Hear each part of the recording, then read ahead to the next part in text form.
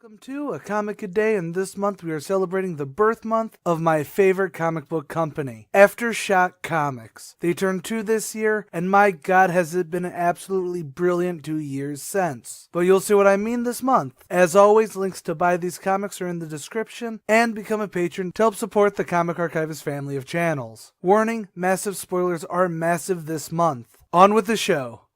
Dreaming Eagles number 5, Riding Herd. We begin this issue with the horror of war, as one of the bombers being escorted has been shot to high hell, and the co-pilot, begging to go home over the radio, is coated in the blood of his squad mates. Reggie and Fats do take out the Krauts and in fact get the bomber back to base, at least I think that's what happened, old Reggie bringing up that he thinks about Fats nearly every day. But we stick in World War II while another swastika is being put on Fats' plane. That's just a quick sign of how many confirmed kills they had, don't read into that. And, fun fact, a 332nd's reputation for being the best bomber escorts have bomber crews all over specifically requesting those fellers with the red tails. However, Fats comments to his CO that what definitely would help their reputation even more is if their kill claims didn't keep being thrown out. Reggie should have 3 by now, and Fats should have at least 4, not 1 and 2 respectively. And boy are they rascally today since they get into, what? There's another factor at work? What's so different about the 332nd? However, they then notice that the congressman is back, but they don't let that ruin their time at the officers club. Well, okay, not sure if it's the officers club, but Fats, Reggie, and their brother from the south, Johnny, are all drinking, so who cares where they are. They're talking about why they're in the war, with Fats talking about his crusade to help change America, while helping Germany because they don't have the same means to change like America does while under Hitler's reign.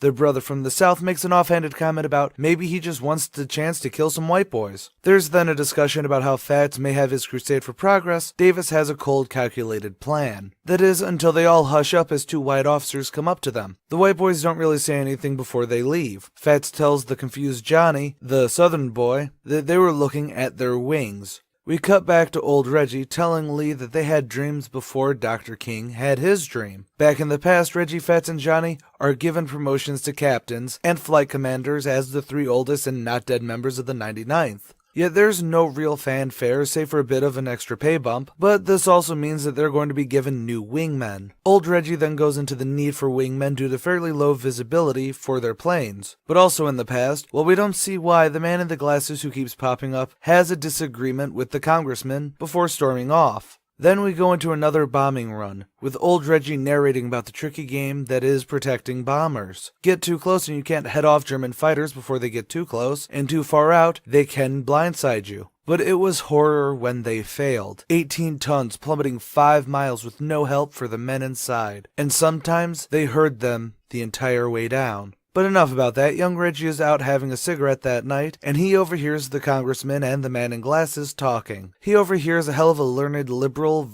versus a false-faced redneck dick. But god, you really need to read this argument only because it's something really neat that I may try and bumble an explanation for why I think it's neat when I'm done. Okay, Congressman storms off and the man in glasses sees Reggie and just makes an offhanded comment that, and I love this line, it wouldn't do to mistake the motives of the American establishment. It exists solely to turn a profit. It brushes aside whatever gets in its way of that. He says goodnight and leave, ending the issue. So back to the pressing thing, we finally learn the man in glasses is technically on the good side of history, while the congressman is just a douchebag, and they've been at odds. The only major reason I actually want to talk about this is that it's a good scene that while we already knew that the congressman was skeevy, the man in glasses was always just a force in the background to be pointed out, but to never be a known variable other than just maybe he's gathering data. Frankly, that's probably the biggest takeaway from these flashbacks without old Reggie talking or the war scenes. Results speak for themselves. While the man in glasses may not be a warm, fatherly figure to the Red Tails, he's been a positive force by way of boots on the ground sort of intelligence. As for the rest of the book, I think it was about time that Enos really got into the horrors of war, with the opener being pretty brutal, and then Reggie's narration over losing one of the flying fortresses that they were there to protect just really makes it heartbreakingly epic. The only negative that I could say that I really wish we could have seen a bit more of would be Lee's reaction to hearing his father talk so somberly and bluntly about how terrifying it could be, just because the only cutaway that I really remember from this issue, even though I just read it, was Lee chiming in that it was his dad's story to tell, well after the Dr. King crack earlier. Just a minor difference of opinion, I think. And tomorrow we finally reach the end of this series, so come back for the finale. Don't forget to like, share, and subscribe. Check out my other 2 channels, Comic Archivist and ComicSins. Become a patron to get to choose the next comics we do for a comic a day. And as always, stay golden, Inklings. Watch the skyways, or the land and the sea, are ready to fly.